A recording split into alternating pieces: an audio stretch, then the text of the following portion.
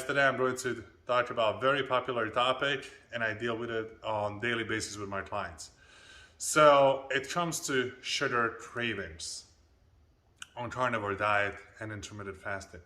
So when you combine intermittent fasting and carnivore diet, you got ultimately the fastest fat burning protocol I've ever seen in practice. Now, oftentimes when people make this transition and they start doing the carnivore diet and intermittent fasting, they get unbearable sugar cravings. It's because they were addicted to the sugar before they started doing the carnivore and intermittent fasting. And this is where the glycemic index really matters, because I see that the people who were addicted to really highly processed carbohydrates and a lot of alcohol have the hardest times making the transition to carnivore. Their body is just incapable of stabilizing their own blood sugar, and it's been relying on highly processed carbohydrates for years. So in order to make the transition, it's going to be painful, right? It's basically a tax you have to pay from your previous lifestyle. However, every single time when you get those cravings and you give in, you get just a little bit of sugar, just a little bit of carbohydrates, you are supporting this problem and there's no way out. I see people supporting this problem for months and months and months and never made your great transition into the full ketosis. Now, the worst thing you can do is have a sugar addicted body who is craving sugar and feed it just a little sugar time by time. Okay? You don't want to do that, because that's going to irritate you even more.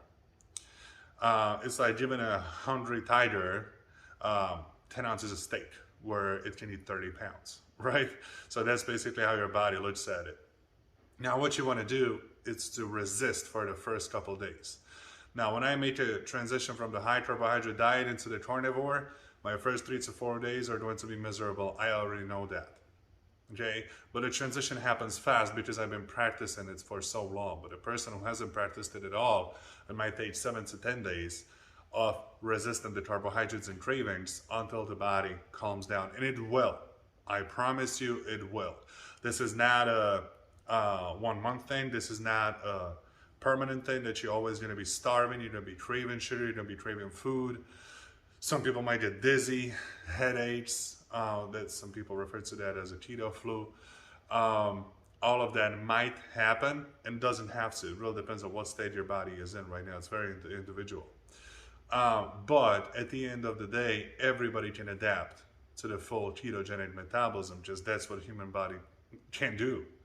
It's pretty simple. So make sure that you don't give in to those cravings and you don't feed those cravings just a little bit, because in your mind you're thinking, I'm just going to have a little, it's much better than, a liter of ice cream. No, because you're just creating a circle, a vicious circle that you can't get out of, because you'll keep feeding those little cravings. And those little cravings become worse and worse and worse and worse every single time you feed yourself a little bit of carbohydrates and you don't allow the body to cross that line and understand that you want to be in a ketosis right now. Does it make sense? You're working with the organism. There's a lot of intelligence behind it. The body knows better than you.